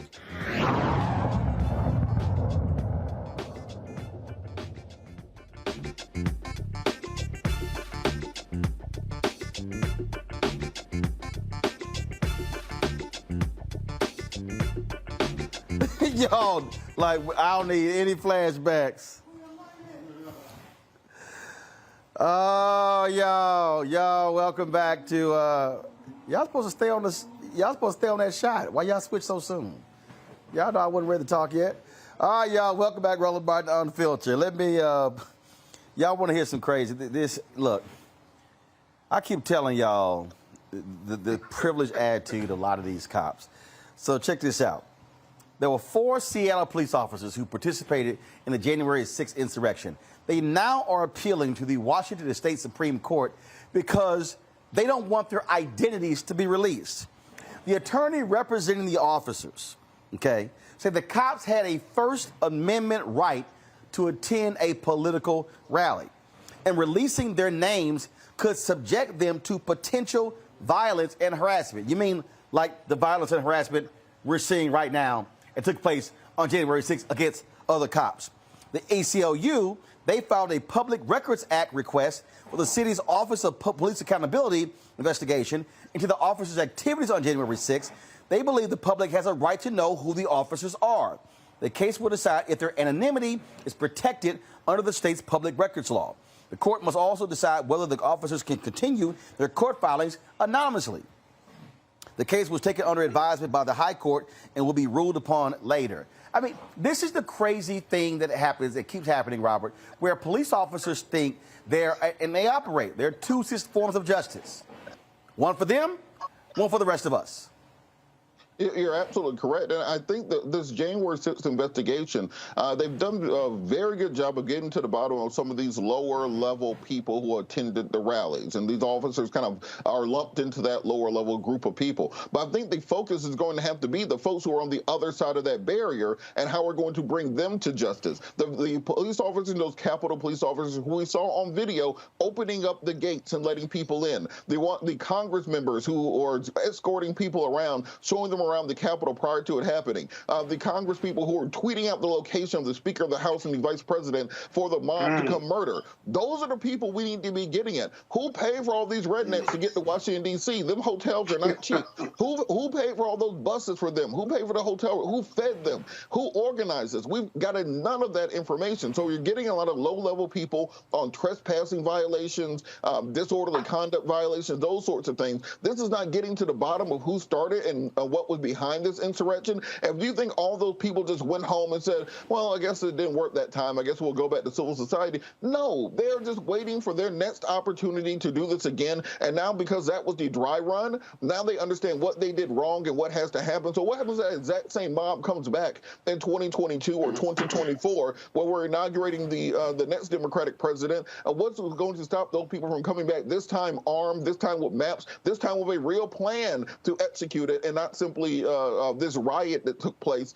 Because right now, if you're not getting the leadership, if you're not getting the people who coordinate, if you're not getting the money people behind it, then these officers and others just like them are going to be able to do this again, and there's no recourse for the American people to defend their democracy. Scott? Yeah, Roland, this is an illogical lawsuit. Actually, it's a stupid lawsuit. I guess the Supreme Court will take it up at the state level. But here's the deal. You have a right to protest. You have a First Amendment right to gather and to express yourself. Then how come you don't have a right for the public to know your identity since you're on TV attacking the Capitol? You can't have it both ways. Either you're going to have your protection of First Amendment and to express yourself, but you are a public figure doing a public act, and it's on video. In fact, one of the officers, maybe 2 of them, posted videos of themselves at the rally and after the rally. It's on social media as well. And so if you have that First Amendment right to express yourself, Well, why do you want to hide your identity then? You don't want to hide your words. You don't want to hide your treasonous conduct. You don't want to hide, you argue that you didn't participate, but I would suggest if you were at the Capitol, you were part and parcel of whatever was going on around there. Why are you afraid of the people knowing who you are? You're afraid of violence? Well, again, here you go. You drove that negative narrative. And by the way, people know already. You're on a video. Your friends and family and community people know who you are. So it just doesn't make any sense whatsoever. But that white police privilege and a pretty dumb argument, it'll be interesting to see what the Supreme Court does with it.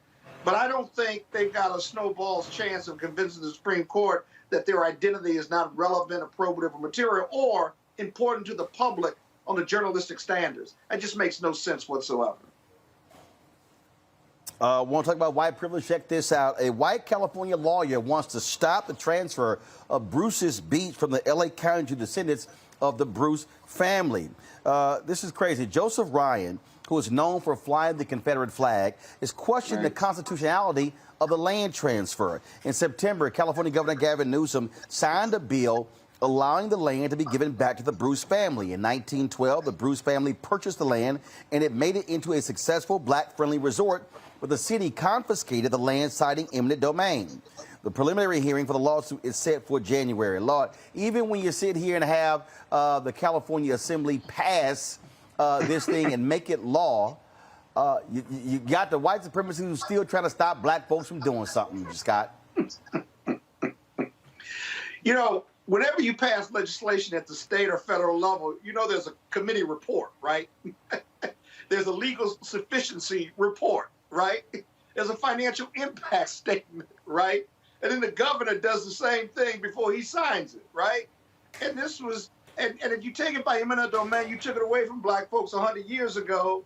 The state and the governor and the council, or I'm sorry, the state house has the right to take it again or give it to whomever they want to give it to for whatever reason, right? It's called a legislative act to get it done, and the governor signed it. And what's even sillier about this is that there's some constitutional violation. That might be interesting if he comes up with a creative argument, but the idea that black people were not oppressed or this wasn't taken due to racial oppression is just downright silly. And by the way, even if they took it, the state still has a right to give it back to them or give it to whoever or whomever they want to give it to. So it really doesn't make any sense. I mean, he loves this Confederate flag. He says he just raises it to honor the South and to honor that part of our history. Yeah, okay. You just keep up with that argument. I hope he spends a lot of money trying to convince the court of that.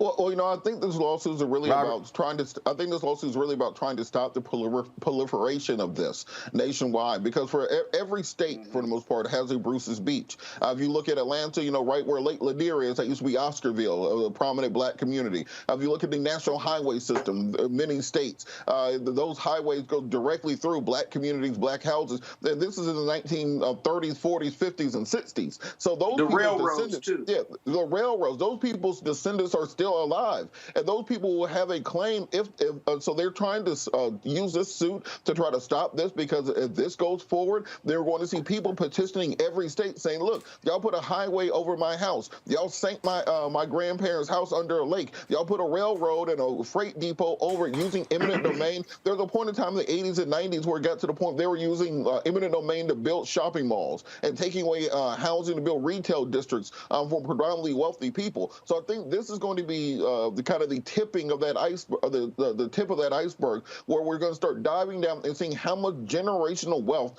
have been stolen from black people, not 150, 200 years ago, like they always try to argue. My family never owned slaves, so I should. No, this is like your childhood. When you were watching Leave It to Beaver, they were building highways over black communities, and those have to be repaid.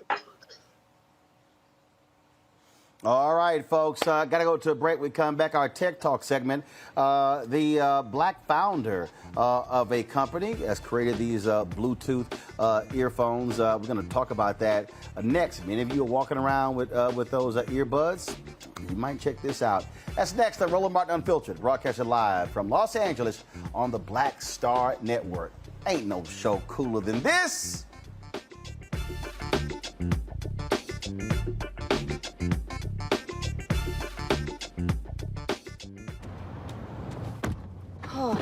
Spin class was brutal. Well, you can try using the Buick's massaging seat. Ooh, yeah, that's nice. Can I use Apple CarPlay to put some music on? Sure, it's wireless. Pick something we all like. Okay, hold on. What's your Buick's Wi-Fi password? Buick Envision 2021. Oh, you should pick something stronger. That's really predictable. That's a really tight spot. Don't worry, I used to hate parallel parking. Me too. Hey. Really outdid yourself. Yes, we did. The all-new Buick Envision, an SUV built around you, all of you. Betty is saving big holiday shopping at Amazon. So now, she's free to become Bear Hug Betty. Settle in, kids. You'll be there a while. Ooh, where you going? Hey, I'm Cupid, the maker of the Cupid Shuffle and the Wham Dance. What's going on? This is Tobias Trevelyan. And if you're ready, you are listening to and you are watching Roland Martin Unfiltered.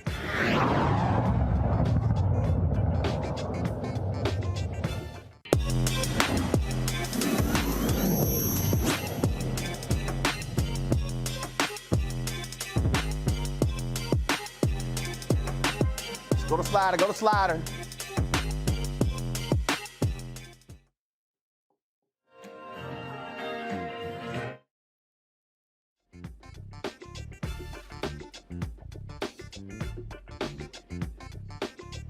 Doing a little something. All right. So I'm always listening to some music during our break. So I'm glad to have y'all back. All right, folks. So every Wednesday we got Tech Talk, where we feature African Americans who are in the tech space. Many of them, of course, you may not know about. That's why we do this segment here. And so tonight's founder has a line of ultra thin wireless Bluetooth in-ear stereos. Sound developed by experts in the music industry. Welcome Orlando Prendergast. He's the founder of Zuka Sound, joining us from Toronto, Canada. Orlando, how you doing? I'm very good, Roland. How are you, sir? Doing great. All right, so I'm a huge music fan. I travel a lot. I'm always looking for a great sound. So tell me about this Zuka Sound. Tell me about these in-ear stereos. What's so great about them? Well, the greatest thing about them is that it's quality. We sourced raw material that we can offer quality for very reasonable prices to our consumers. So aside from that, the sound is very unique. It's got our ZSTS technology, our tuning system that me and a very good friend of mine, we developed. And I just feel like we've got a niche where we can basically bring the studio where these artists spend a ton of time and energy and money in creating that masterpiece directly to the listener's ear. And I think with Zuka, we've done that. So, one of the things that when you talk about that quality sound, you're absolutely right. Look, not all earbuds are equal. Matter of fact, there was one particular company. I got some wireless earbuds, and they had, and I got a problem saying it. It was, hey guys, bring me the earbuds on the corner right there. These MyPhones, and so it had the 05 and 07. And they proclaimed, oh my God, the 07, the 30% smaller, this great sound. And then when I got them, horrible sound. I couldn't even talk to somebody on the phone, and it was awful. I did a full test, and I posted it on Amazon. And that's the thing, when you listen to music, I mean, you really want to have that clarity of the music. And that's why I test a lot of products all the time, whether you're talking about Bluetooth speakers or even the headphones, because that's really what you want. You want to feel it. You want to have that sensory, if you will, that sensory feel of the music. Exactly, and I agree with you. And you know what? It's really not their fault, because in this industry, I've learned that you have two options. You either enhance the voice recognition, meaning that when your phone rings, your device connects to that call. So you can either focus on a quality call or a quality sound. We focus on the quality of the sound. That's why we call it stereo. We purposely removed the phone and added stereo, because when you hear stereo, you hear of music. And that's what Zouk is focusing on. With my musical background, I really want quality of music. I don't care about the call too much, although the technology and the components that is integrated into these devices will allow you to take calls, etc. But the difference, one of the clear difference between with yours, Zouk, with yours, you can use them to talk, but as you were developing it, your focus was more, let's make sure that the music part is A+ and the talk part is A- or secondary. Exactly. And no other, from my research, no other brand has done that, which is why they call earphones. I want. First of all, how long did it take you to develop these Bluetooth in stereo phones? 5 long years, man. 5 long years. Wow. Sleepless nights, and loss of a lot of money, because this industry, although I spent 28 years in the music industry, the tech industry was very new to me. It came to me as a dare. And you might know the guy that dare, but I won't mention his name. But I'm sure off air you'll know who he is. He's very well known. He was the guy behind American Idol for the first 10 years in the audio engineering space. But the thing is, I really am passionate about giving quality for the price. I don't care if you pay $300 for a device, but please get $300 worth from that device. And that's really what our focus is, Roland. Questions from panelists. Robert, what you got for Orlando? Could you talk a little bit about it, and thank you for joining us. Can you talk a little bit about the development process, what you did in those 5 years? We've seen a lot of companies recently that have gotten into the tech space, but their development process is taking a flight to Shanghai or Guangzhou or Ningbo, picking up a product off the shelf and put it into a new box. Talk a little bit about how you develop this product and what differentiates it from some of those things on the market today. Right. So I must say, the sole that you see right now, the actual design is not ours. Due to COVID, we have 6 designs that are ours, that are creative, original design. But the sole was a design that was given to me, that was introduced to me by a manufacturer.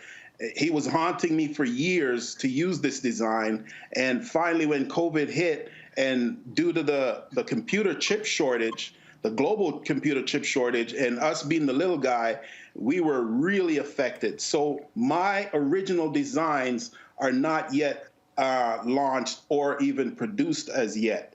But to answer your question, it's a lot. It's a lot, and I've never, my manufacturer, it was in South Korea. I've never taken a trip there, but we've had long nights, Zoom calls, etc.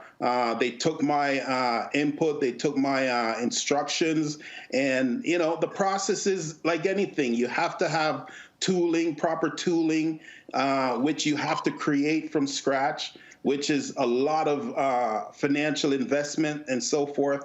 And then, you have to search and source the proper components. These components are privy to the public. They're out there. You just have to source the quality that you want. And of course, when you attach quality to anything, you're talking about cost. And so the 5-year process, we've done that. Unfortunately, we tried to launch 3 times prior to COVID. And again, us being the newcomers, we were always, bounced back with regards to getting our components manufactured and stuff like that. So with this launch and the fact that I really, really like this design, and they gave us the opportunity to integrate our sound and given us a few things that is exclusive to our brand. And that's why I went ahead and utilized their design. It cut a lot of time, and I felt like with the current situation and the unfortunate position that these essential workers are now in, from hero to zero in no time at all, I really wanted to do something in this sensitive environment to launch Zuka. And we created the Soul to Soul campaign that will benefit the essential workers. All right, Scott, your question. Hey, Orlando, welcome. Hi, Scott. Thank you for joining us. Part of your 5-year journey, did that include making sure you had your intellectual property rights and your ownership of this technology? That's always a big deal with tech products. And can you comment on that? What do you own? Yeah, Where do you own it? And do you have your IP rights in order? Yeah, we do. We do have our IP rights. It's not fully granted yet. It's a process. The ZSTS tuning system that we created, that's a process that I really, my partner is a genius, Elliot Saran, and him and I, he's a professor actually in audio engineering and a musician. This guy's like Prince. He plays every instrument. But yeah, that's not fully granted yet, but we're definitely looking forward to it. And yes, we've been using. Yeah, real quick, part of our journey if I has may. been that. Your IP rights, not just in this country, but obviously all over the world, because you've got so much competition, and that does take a lot of time. So good luck with it. And a lot of money. I'm a lawyer. I didn't ask for the money. All right, brother. then. We'll look. We'll look, Orlando. Hit me up off air, Scott. I'll hit you up. Thanks, Roland, for connecting. Well, so Orlando, are folks able to purchase these right now? No, they're pre-ordered. Again, with the COVID situation, our mass production really just started. To be honest, again, we were able to get 200,000 of one of our component that we really needed to integrate and make our sound the quality that we wanted. So we've got orders for over the first 50,000 to be manufactured. So we will get our first shipment within the next 40 days. So right now, we're doing the pre-ordering, which Roland, that's not a new thing. The publishing space has been doing that pre-ordering thing for decades, and now the record labels are jumping on board. Before an artist drop a record, they pre-order, right? And I guess that's the new business. Absolutely. All right, then. Well, look, I look forward to checking these out, listening to them. I am quite finicky when it comes to my music, and so I definitely look forward to testing these out, checking them out. And so certainly congratulations. And, again, we need more African Americans, more people of color who are in the tech space and who are owning. There are a lot of people out there who are on the marketing side, but it's a whole different ballgame when you're the owner. It's a whole different ball game. You know it, brother.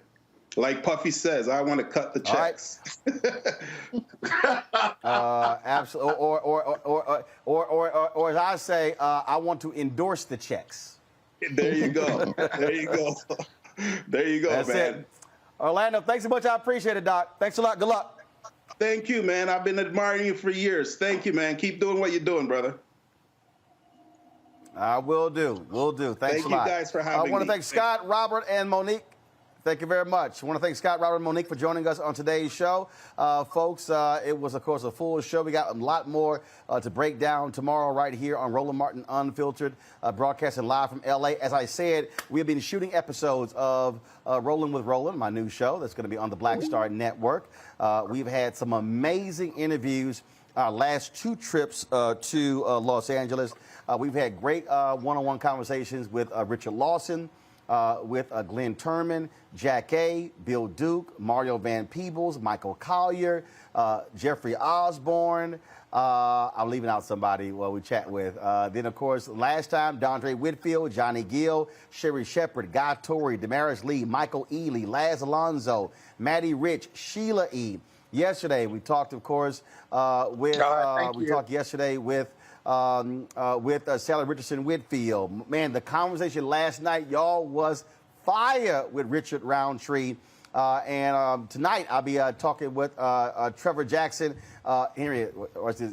Trevor Jackson. Then, of course, this week, Abrisha Webb, Chris Spencer, Flex Alexander, music director Ray Chu. And I'm trying to lock down Debbie Allen, my fellow Jack Yates high school alumnus. And so, folks, trust me, y'all want to download the Black Star Network app. You're only going to be able to see these on the Black Star Network app. Our goal is to get 50,000 downloads by the end of the year. That's critically important for us, folks, because we go to these advertisers to be able to show how we're doing with our downloads. Also, man, y'all were killing it last month with the Roland Martin Unfiltered podcast.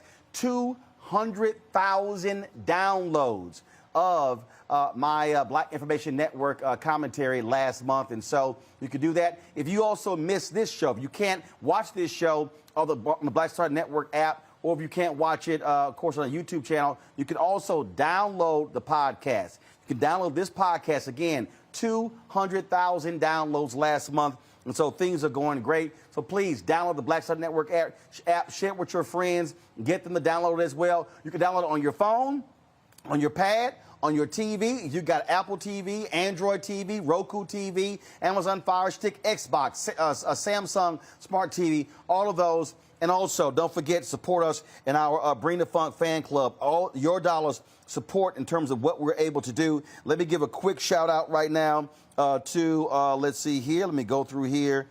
We had some folks who actually gave during the show. So Aaron Brown, thank you so very much supporting what we do, Aaron, for joining our Bring the Funk fan club. I'm telling you, y'all dollars really make a difference, folks, as we do this. We're an independent Black-owned media company. Look, we don't get the CNN money, the Fox News money, the MSNBC money, but I can guarantee you the content that we have is on point for our audience. So thank you so very much, folks. I will see y'all tomorrow right here on Roland Martin Unfiltered on the Black Star Network. I'll say bye to this camera right here. All right, folks, holla!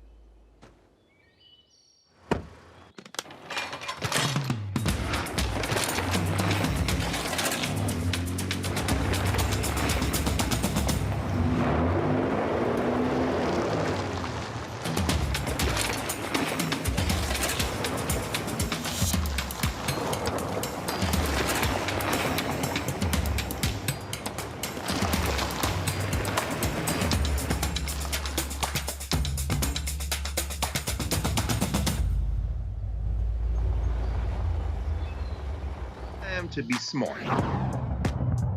Roland Martin's doing this every day. Oh, no punches! Thank you, Roland Martin, for always giving voice to the issues. Look for Roland Martin in the whirlwind, to quote Marcus Garvey again. The video looks phenomenal, so I'm really excited to see it on my big screen. Support this man, Black Media. He makes sure that our stories are told. See, there's a difference between Black Star Network and Black-owned media and something like CNN. I got to defer to the brilliance of Dr. Carr and to the brilliance of the Black Star Network. I am rolling with Roland all the way. Honored to be on a show that you own. A black man owns the show. Folks, Black Star Network is here. I'm real revolutionary right now. Roland was amazing on there. Stay black. I love y'all. I can't commend you enough about this platform that you've created for us to be able to share who we are, what we're doing in the world, and the impact that we're having. Let's be smart. Bring your eyeballs home. You can't be black-owned media and be scared. You dig?